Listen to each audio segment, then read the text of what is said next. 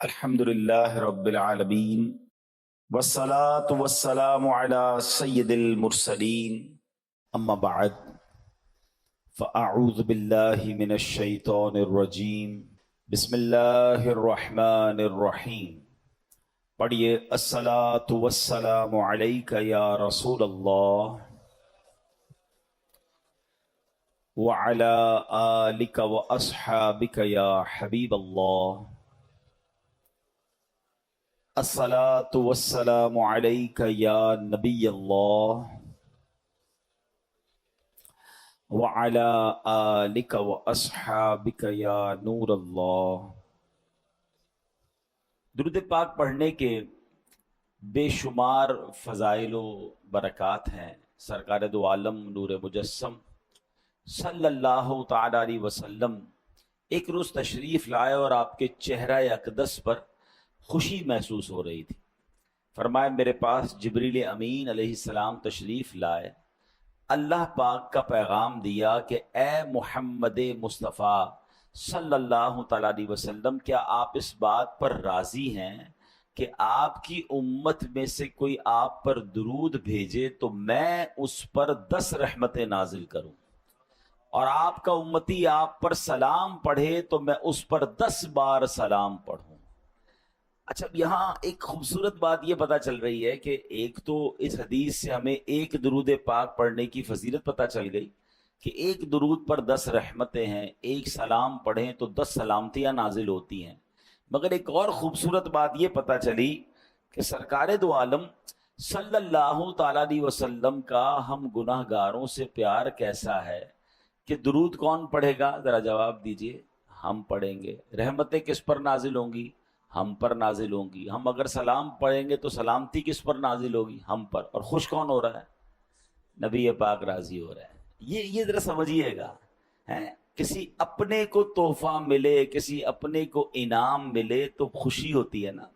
تو نبی پاک اپنی امت سے کتنا اٹیچڈ ہیں اور کتنا محبت فرماتے ہیں کہ خوشی مل رہی ہے کہ میری امت مجھ پر درود پڑے گی تو ان پر رحمتیں نازل ہو جائیں گی۔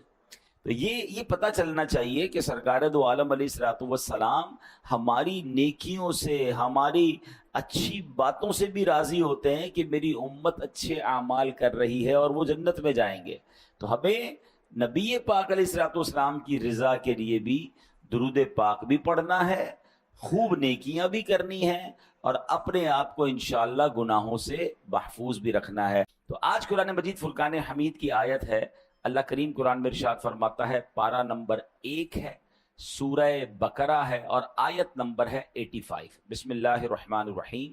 افتؤمنون ببعض الکتاب وتکفرون ببعض فما جزاء من يفعل ذلك منكم الا خزي في الحياة الدنيا ويوم القيامة يردون الى اشد العذاب وَمَا اللَّهُ بِغَافِلٍ عَمَّا تَعْمَلُونَ۔ آسان ترجمہ قرآن کنز العرفان۔ تو کیا تم اللہ کے بعض احکامات کو مانتے ہو اور بعض سے انکار کرتے ہو؟ تو جو تم میں ایسا کرے اس کا بدلہ دنیاوی زندگی میں ذلت و رسوائی کے سوا اور کیا ہے، اور قیامت کے دن انہیں شدید ترین عذاب کی طرف لوٹایا جائے گا، اور اللہ تمہارے اعمال سے بے خبر نہیں ہے۔ اے میرے پیارے اسلامی بھائیوں، اس آیت میں جو ہمیں میسج دیا جا رہا ہے نا، وہ بڑا کمال کا میسج ہے۔ بیسیکلی شان نزول تو یہودیوں کے لیے تھا کہ ان سے اللہ کریم نے 3 باتوں کا تورات میں وعدہ لیا تھا۔ ایک دوسرے کو آپس میں قتل نہیں کرو گے، ایک دوسرے کو جلا وطن نہیں کرو گے، یعنی گھروں سے نہیں نکالو گے، تم میں سے کوئی شخص قید ہو جائے یا غلام بنا لیا جائے تو اسے خرید کر آزاد نہیں کرو گے۔ لیکن انہوں نے کیا کیا؟ 3 وعدوں میں سے 1-2 باتیں ماننا شروع کر دیں اور ایک اپنی مرضی سے قتل و غارت گری کرنے لگے۔ تو اب قرآن مجید فرقان حمید میں ان سے کیا کہا گیا؟ افتؤمنون ببعض الکتاب، تو کیا تم اللہ کے بعض احکام کو مانتے ہو؟ اور پھر کیا فرمایا؟ وتکفرون ببعض، اور بعض سے انکار کرتے ہو، یعنی اپنی مرضی سے ایک حکم کو پک کر لیتے ہو، ایک کو چوز کر لیتے ہو، باقی چھوڑ دیتے ہو۔ اب جو یہ کرتا ہے تو پھر اس کے بارے میں اس کی سزا کیا بیان فرمائی قرآن نے؟ فما جزاء من یفعل ذلک منکم، یعنی کیا جزا جو کرے یہ تم میں سے، فرمایا الا خزی فی الحیات الدنیا، مگر رسوائی دنیا کی زندگی میں، یہ دنیاوی سزا تھی۔ اب مزید فرمایا وَيَوْمَ الْقِيَامَةِ يُرَدُّونَ إِلَىٰ أَشَدِّ الْعَذَابِ، اور قیامت کے دن انہیں شدید ترین عذاب کی طرف لوٹایا جائے گا۔ یعنی جو اپنی مرضی کا حکم مان لے، باقی کا انکار کرے، اسے دو سزائیں ملیں گی، دنیا میں بھی سزا ملے گی اور آخرت کا شدید عذاب بھی ملے گا۔ وَمَا اللَّهُ بِغَافِلٍ عَمَّا تَعْمَلُونَ، اور اللہ تمہارے اعمال سے بے خبر نہیں ہے۔ تو اے میرے پیارے اسلامی بھائیوں، یہاں ایک بڑا واضح قرآن کا میسج ہے۔ یقیناً یہ ان لوگوں سے فرمایا گیا، مگر یہ حکم ہم سب کے لیے بھی ہے کہ قرآن کے کچھ احکام، شریعت کے کچھ احکام مان لیے اور کچھ کو رد کر دیا ہے، کسی کا انکار کر دیا، فرمایا پھر اس کے لیے شدید ترین عذاب ہے، دنیا میں بھی اور آخرت میں بھی۔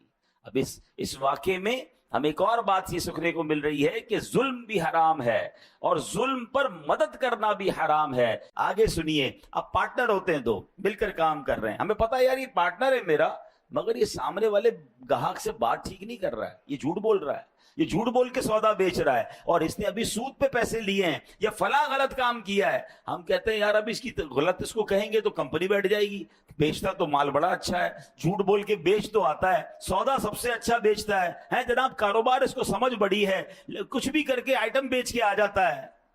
اگر میں اس کا پارٹنر ہوں اور میں خاموش ہوں اور میں بلکہ طرفداری کر رہا ہوں، تو پھر آپ سوچیں کہ ہم کیا کر رہے ہیں۔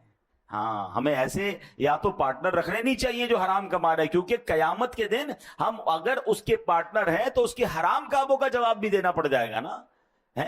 بہت سارے شیئر کمپنی کے کاروبار کو جو علماء منع کرتے ہیں، اس کی ایک بڑی وجہ علماء یہ بیان کرتے ہیں کہ آپ جناب اس کمپنی میں ایک طرح سے پارٹنر بن جاتے ہیں، آپ کو کیا پتا اس کمپنی میں کیا کیا حرام ہو رہا ہے، اس کی بڑی تفصیل ہے۔ میں نہیں کہہ رہا سارا کام غلط، یہ سارا کام صحیح، آپ کسی صحیح عالم دین مفتی کے ساتھ بیٹھے تو صحیح۔ پارٹنر بننا آسان نہیں ہے کسی کا۔ اب اگر آپ کسی بھی چیز کے پارٹنر ہیں تو اس کے اچھے کے بھی پارٹنر ہیں، اس کے برے کے بھی پارٹنر بن گیا، تو یہ سوچنا ہوگا کہ کہیں میں غلط کام کی طرف تو نہیں جا رہا۔ اسی طرح لوگ معاذ اللہ آج کل کیا ہوتا ہے، کچہریوں میں جھوٹی گواہیاں دے رہے ہیں، اللہ اکبر، حالانکہ معلوم ہے کہ جھوٹی گواہی دے رہا ہوں، ظلم ہو رہا ہے، مگر کہیں یہ ایسا نہ ہو کہ کسی مظلوم کے ساتھ برا ہو جائے اور کسی ظالم کا فائدہ ہو جائے، تو پھر دنیا اور آخرت کے شدید عذاب کے لیے تیار رہیے۔ ایک بات یاد رکھیے کہ آپ کی لکھت سے، آپ کے کالم سے، آپ کی صحافت کی آواز سے، یا اگر آپ وکیل ہیں تو آپ کیس لیتے وقت بھی یہ دیکھیں، وکیلوں کو پتا ہوتا ہے کہ میں جس کا کیس لے رہا ہوں یہ ظالم ہے یا مظلوم ہے، مگر اگر پیسے اچھے ملتے ہیں، اگر نام ہو رہا ہے، اگر شہرت ہو رہی ہے، تو کہتے ہیں یار ہمیں تو اپنے کیس سے مطلب ہے نا۔ تو کیا آپ قتل کرنے والے کو جو ہے وہ بے قصور ثابت کریں گے؟ آپ یہاں تو تھوڑے پیسے کما لیں گے، ہو سکتا ہے قانون کو ڈاج دے کے کیس بھی جیت لیں، اللہ کی بارگاہ میں کیا جواب دیں گے؟ کبھی بھی ظالم کا ساتھ نہیں دینا ہے، کبھی جھوٹی گواہی نہیں دینی ہے۔ دو باتیں ہیں، شریعت کہتی ہے اگر آپ ظلم کے خلاف آواز نہیں اٹھا سکتے تو کم از کم ساتھ تو نہ دینا ہے، آپ خاموش ہو کے سائڈ پہ ہو جائیں، لیکن یہ ہونا ضروری۔ اور جو ماشاءاللہ کہتے ہیں نا حسینی قافلے کے سپاہی ہوتے ہیں، وہ تو ظلم کے خلاف کھڑے ہو جاتے ہیں، اور پھر کھڑے ہوتے ہیں، نقصان ہوتا ہے تو وہ نقصان سے ڈرتے نہیں۔ بہرحال میرے پیارے اسلامی بھائیوں، ہم نے یہ بات سمجھنی ہے۔ اب آج کل ہمارے معاشرے میں ایک اور بڑا فتنہ آیا ہے، اور وہ کیا ہے؟ آدھی جہالت ہے، کیونکہ قرآن نے بڑا پیارا حکم دیا ہے، اَفَتُؤْمِنُونَ بِبَعْضِ الْكِتَابِ وَتَكْفُرُونَ بِبَعْضٍ، تو کیا تم اللہ کے بعض احکام کو مانتے ہو اور بعض سے انکار کرتے ہو؟ تو اب ہوا کیا ہے، ایک بات یاد رکھیے گا، آدھا جاہل جو ہوتا ہے وہ بہت خطرناک ہوتا ہے، کیونکہ کچھ لوگ قرآن کی ایک دو آیتیں یاد کر کے، ایک دو حدیثیں یاد کر کے اب احکام شریعہ بیان کرنا شروع کر دیتے ہیں کہ یہ ناجائز ہے، یہ جائز ہے۔ ارے بھائی قرآن میں تو لکھا ہے، ایسا تو کر ہی نہیں سکتے۔ اب ہمارے بھولے بالے مسلمان، ہم نے بھی پورا قرآن نہیں پڑھا، ہم نے بھی علم دین حاصل نہیں کیا، قرآن کا حکم بیان کرنا ہے تو پورے قرآن کا مطالعہ کر کے بیان کرنا ہے۔ قرآن کی کچھ آیتوں میں ناسخ و منسوخ کے احکام ہیں، کچھ آیتیں پہلے نازل ہوئیں، کچھ بعد میں نازل ہوئیں، پہلا حکم ختم ہو گیا۔ اور جناب بعض اوقات حدیثوں میں بھی اس طرح ہوتا ہے، یہ علماء کا کام ہے کہ وہ تمام حدیثوں کا مطالعہ کر کے یا قرآن کریم کا پورا مطالعہ کر کے پھر ہمیں حکم بتاتے ہیں کہ اب حکم ہمارے لیے کیا ہے، ہم نے شریعت پر عمل کیسے کرنا ہے۔ عیسیٰ علیہ السلام کہیں تیز تیز قدم کے ساتھ جا رہے تھے، ایک شخص ملا، کہتا علی جان اتنے تیز تیز کہاں جا رہے ہیں؟ تو کہا میں نے ایک بے وقوف کو دیکھ لیا ہے، اس سے دور بھاگ رہا ہوں۔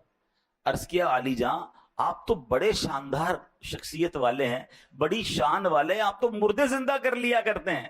آپ نے بڑا خوبصورت جملہ فرمایا مردے زندہ کرنا آسان ہے، بے وقوف کو سمجھانا انتہائی مشکل ہے۔ ہاں، یہ بے وقوف کی جو دوستی ہوتی ہے نا، اور بے وقوف سے اگر کوئی دین سیکھ رہا ہے تو پھر اس کا بیڑا غرق ہی ہونا ہے۔ تو پہلے یہ چیک کیجئے کہ ہم علم دین کس سے سیکھتے ہیں، ہم جس سے سیکھ رہے ہیں اس نے بھی سیکھا ہے کہ نہیں سیکھا۔ اور جمعہ 8 دن ہوئے اور جناب بیٹھ کے ہمیں سکھانا شروع کر دیا۔ یہ باقاعدہ ایک پوری نالج ہے، یہ پوری ایک سائنس ہے، اور قرآن فہمی یہ ہر کسی کا کام نہیں ہے۔ اب آپ ذرا غور کیجئے یہ بے وقوف کہاں تک پہنچتا ہے جب ایک قرآن کی آیت سے معاملے کو سمجھے۔ مولا علی شیر خدا کرم اللہ تعالی وجہ الکریم کی شان کا عالم کیا ہے؟ میرے آقا فرماتے میں علم کا شہر ہوں، علی اس کا دروازہ ہے۔ مولا علی وہ ہیں، نبی پاک کی حدیث میں آتا ہے کہ علی کے چہرے کو دیکھنا عبادت ہے۔ سبحان اللہ، شیر خدا کے علم دین کا اور قرآن فہمی کا عالم یہ ہے کہ آپ فرماتے اگر میں سورہ فاتحہ کی تفسیر لکھنا شروع کروں تو اتنی کتابیں لکھ دوں کہ 70 اونٹ ان کتابوں کے بوجھ سے دب جائیں، اتنی ایک سورہ فاتحہ کی تفسیر۔ اب آپ سوچیں کہ مولا علی کے قرآن فہمی کا عالم کیا ہوگا۔ مگر آپ کے دور میں ایک فرقہ نکلا جس کا نام تھا خارجی فرقہ، اس نے پتہ ہے مولا علی پر کفر کا فتویٰ لگا دیا۔ آپ غور کریں کہ جس کی شان اتنی نرالی ہے، ان بدبختوں نے شیر خدا پر کفر کا فتویٰ لگایا۔ اب وہ فتویٰ کیا تھا؟ معاملہ کیا ہوا؟ معاملہ یہ ہوا تھا کہ مولا علی شیر خدا اور حضرت امیر معاویہ رضی اللہ تعالیٰ عنہ پر کسی دینی مسئلے پر اختلاف ہو گیا۔ تو مولا علی ماشاءاللہ بڑی معاملہ فہم شخصیت ہے، آپ نے حکمت عملی مقرر فرمائی اور ایک حکم یعنی ایک ایسا بندہ مقرر کیا جو دونوں گروہ کی بات سنے اور درمیان میں سلو کروا دے، فیصلہ ڈیسائیڈ کر دے۔ تو ایسا ہی ہوا اور انہوں نے فیصلہ سنایا اور سلو ہو گئی۔ اب ایک فرقہ تھا جو جنگ چاہتا تھا۔ آج بھی کچھ لوگ ایسے ہیں جو چاہتے لڑائی ہونی چاہیے، جھگڑا ہونا چاہیے، معاملہ بگڑنا چاہیے، یہ امن و امان سے مسلمان کیوں رہ رہے ہیں؟ یہ فرقے والا ادھر حملہ کرے تو یہ والا ادھر حملہ کرے۔ اچھا جناب فرقہ واریت کی لڑائی نہیں ہو رہی تو چلو بھائی خاندانی لڑائی شروع کرو، صوبائی لڑائی شروع کرو۔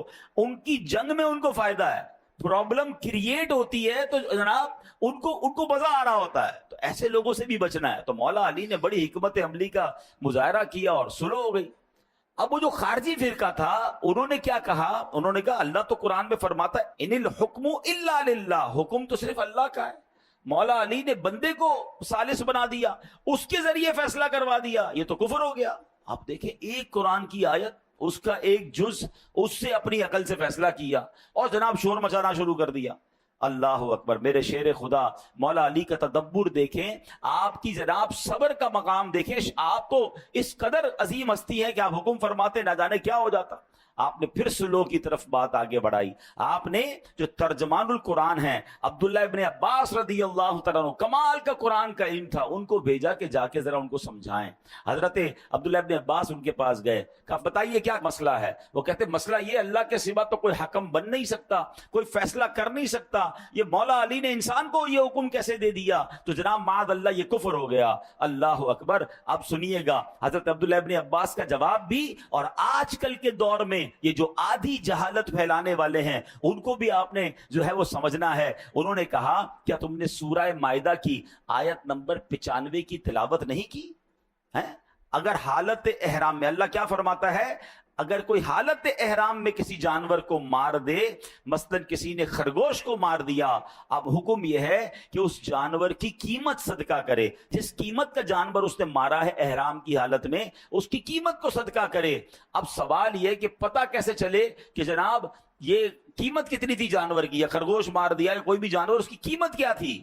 اللہ قرآن میں حکم فرماتا ہے یحکم بہ ذوا عدل منکم، تم میں سے 2 معتبر آدمی اس میں فیصلہ کر لیں۔ اللہ اکبر۔ عبداللہ ابن عباس کہتے ہیں چند روپوں میں خرگوش آ جاتا ہے، اس کی قیمت ڈیسائیڈ کرنے کے لیے تاکہ آپس میں پرابلم نہ ہو 2 بندے بیٹھ کے فیصلہ کر لیں۔ اللہ اکبر۔ فرمایا بتاؤ جانور کی قیمت زیادہ یا انسانوں کی قیمت زیادہ؟ شیر خدا نے صحابہ کرام کے درمیان کوئی ڈسٹربنس نہ ہو جائے، کوئی لڑائی نہ ہو جائے، انسانی جان ضائع نہ ہو جائے، اس کے لیے کسی کو حکم بنایا کہ جناب فیصلہ کرا دیا جائے۔ تو اس میں کیا حرج ہے جب خرگوش کی قیمت معلوم کرنے کے لیے قرآن کہہ رہا ہے کہ جناب 2 بندے بیٹھ کر فیصلہ کر لیں کہ قیمت کیا ہے؟ تو پتہ یہ چلا ایک آیت تو پڑھی تھی، پورا قرآن نہیں پڑھا تھا، حالانکہ آگے قرآن میں اس کی ڈیفینیشن موجود ہے۔ اور یہی آج کے دور کا پرابلم ہے، اور یہاں ہماری بھی ایک کمزوری ہے کہ ہم جناب ہر کسی کی بات سننے کے عادی بن گئے، اور جب سنتے ہیں تو کنفیوز ہو جاتے ہیں۔ معاذ اللہ، اب تو لوگ غیر مسلموں کو سننے لگ گئے، جب سنتے ہیں تو کہتے ہیں یار یہ اسلام کی جو حقانیت ہے اس پہ کچھ کنفیوژن ہے۔ ہمیں آ کے لوگ سوال کر رہے ہوتے ہیں اللہ تبارک و تعالیٰ ایک ہے، اس کی دلیل کیا ہے؟ اچھا اللہ ہے، اس کی دلائل بتائیے۔ اللہ اکبر۔ کیا آج ہمارے دین اور ایمان میں اتنی کمزوری آ گئی کہ جب جس کی جو مرضی ہو کوئی ایک بات کر دے اور ہم کنفیوز ہو جائیں؟ پھر اپنے عقائد پر، اپنے معمولات اہل سنت پر ہم کنفیوز کیوں ہوتے ہیں؟ کیونکہ ہمارے پاس بھی علم نہیں ہے، شیطان کو موقع ملتا ہے وہ ہمیں ڈسٹرب کرتا ہے۔ تو خدا را سب سے پہلے یہ ذہن بنا لیجئے کہ ہم نے دین کس سے سننا ہے، دین کس سے سیکھنا ہے۔ بڑے سمجھدار لوگ بیٹھے ہیں، میں اگر آپ سے سوال کروں کہ جناب آپ نے اپنا گھر بنانا ہے تو گھر کس سے بنائیں گے؟ تو آپ کہیں گے بلڈر سے بنائیں گے۔ تو میں کہوں یار آپ نے کپڑے بڑے اچھے پہنے، لگتا ہے درزی بھی بڑا اچھا ہے، اسی سے گھر بھی بنا لیجئے، کپڑے بڑے اچھے سیتا ہے، آپ کا گھر بھی اچھا بنا دے گا۔ آپ کہیں گے جناب درزی کا کام تو کپڑے سینا ہے۔ مولانا صاحب آپ کی لگتا ہے طبیعت ٹھیک نہیں ہے، درزی کپڑے سیتا ہے، بلڈر جو ہے وہ گھر بناتا ہے۔ اچھا جناب، پھر اس کے بعد آپ کو جناب ڈاکٹر کی ضرورت پڑی، طبیعت خراب ہوئی، تو اب میں آپ کو کہوں کہ آپ ایسا کیجئے کہ آپ چپل بڑے اچھے سلوا کے لائے تھے، اسی بندے سے آپ اپنی دوائی بھی لے لیجئے۔ آپ کہیں گے لگتا ہے آج آپ نے دوائی نہیں پی ہے کہ جناب چپل سینے والا جو ہے وہ ہمیں دوائی کیسے دے گا؟ تو کمال ہے کہ دنیا کی ہر فیلڈ میں آپ اپنے لیے اس فیلڈ کا ایکسپرٹ تلاش کرتے ہیں۔ موچی سے جوتے سلواتے ہیں، درزی سے کپڑے سلواتے ہیں، ڈاکٹر سے دوائی لیتے ہیں، بلڈر سے گھر بناتے ہیں، ان کو آپس میں مکس اینڈ میچ نہیں کرتے۔ تو اب بتائیے نا دین کس سے سیکھنا چاہیے، شریعت کس سے معلوم کرنی چاہیے؟ برسوں جس نے پڑھا ہو، جس کی جناب تفسیر پر نظر ہو، جس کی عقائد مضبوط ہوں، ارے وہ خود اگر سچا نہیں ہے تو مجھے کیا دین سکھائے گا؟ تو اے میرے پیارے اسلامی بھائیوں، اے بھولے بھالے مسلمانوں، خدا را اپنی زندگی کا یہ آپ ذہن بنائیے کہ سب سے قیمتی سرمایہ تو ایمان ہے، اور ایمان کے معاملات میں، دین کے معاملات میں میں نے کسی ایکسپرٹ سے، کسی صحیح العقیدہ مفتی سے اور عالم دین سے انشاءاللہ دین پڑھنا بھی ہے، سیکھنا بھی ہے، اور آدھی جہالت سے بچنا ہے۔ جب آپ قرآن پورا پڑھتے ہیں کبھی بھی کوئی ایک آیت سن کر، ایک حدیث سن کر کنفیوز نہ ہو جایا کریں، کسی عالم دین سے رابطہ کریں، وہ آپ کو بتائے گا کہ یہ آیت کے بعد یہ بھی تو آیت موجود ہے، یہ حدیث کے بعد یہ بھی تو حدیث موجود ہے، اور وہ ان دونوں کو سامنے رکھ کے جب آپ کو جواب دیں گے تو آپ کا ایمان تازہ ہو جائے گا۔ اللہ کریم ہمیں شریعت کے احکام کو صحیح طریقے سے عمل کرنے کی توفیق عطا فرمائے۔ اب یہاں پر میں چلے ایک آیت اس لیے بتا دیتا ہوں کہ اس میں ہمارا انشاءاللہ آج کا ایک موضوع بھی ہے، وہ بھی کور ہو جائے گا کہ اب جناب قرآن کی ایک آیت بیان کرنے والے کرتے بھی ہیں، ترجمہ کیا ہے؟ تم فرماؤ میں ظاہراً تمہاری طرح ایک بشر ہوں۔ اللہ نے اپنے حبیب کو کیا فرمایا کہ لوگوں سے کہہ دو میں تو تمہاری طرح کا ایک بندہ ہوں۔ اب کچھ جاہلوں نے، وہ آدھے جاہل ہے نا، کہ دیکھو نبی پاک خود کہہ رہے ہیں وہ ہماری طرح کے آدمی ہیں، اور تم کہتے ہو جناب وہ نور ہیں اور وہ جناب بہت عظیم ہستی ہیں، خود فرما رہے میں تمہاری طرح کا ہوں۔ تو قرآن ادھورا پڑھا، ایک آیت پڑھی، اب اگلی آیت سن لو۔ اللہ قرآن میں فرماتا ہے قد جاءکم من اللہ نور، بے شک تمہارے پاس اللہ کی طرف سے ایک نور آ گیا ہے۔ सुभान, पता क्या चला, यकीनन मेरे आका बशर बनकर दुनिया में आए हैं, बल्कि ये हमारे जैसे बशर नहीं, अल्लाह पाक का नूर है जिसे रब करीम ने दुनिया में बशर बनाकर भेजा है। तो बात अगर पूरी कुरान से समझी जाए तो समझ आती है। अब उन लोगों को कौन समझाए कि जो कहते हैं नबी पाक हमारी तरह के हैं। अरे जनाब, मैं तो हाथ उठाकर कोई चीज नहीं उठा सकता, और मेरे आका वो हैं जो इशारा फरमाएं तो चांद दो टुकड़े हो जाता है। हमारी घड़ी हमारे काबू में नहीं आती है, और मेरे आका दुआ करें, मौला अली कहें कि हुजूर नमाज असर चली गई है, और मेरे आका दुआ फरमाएं तो सूरज को वापस पलटा दें। तो ऐसे कौन कह सकता है कि हमारे जैसे हैं? अल्लाह अकबर। नबी पाक तो वो हैं जो वजह तख्लीक कायनात हैं। He is the reason of the all creation. मैं और आप तो दुनिया में आ गए हैं, मगर बताओ तो सही, दुनिया बनी किसके लिए है? खुद रब फरमाता है, लौला कलमा खलकतुल अफलाक, ए महबूब मैं तुम्हें ना बनाता तो ये दुनिया ही ना बनाता, ये कायनात ही ना बनाता। अरे जिसके लिए दुनिया बनी है वो मेरे और आपके जैसे कैसे हो सकते हैं? अल्लाह पाक अमल की तौफीक अता फरमाए।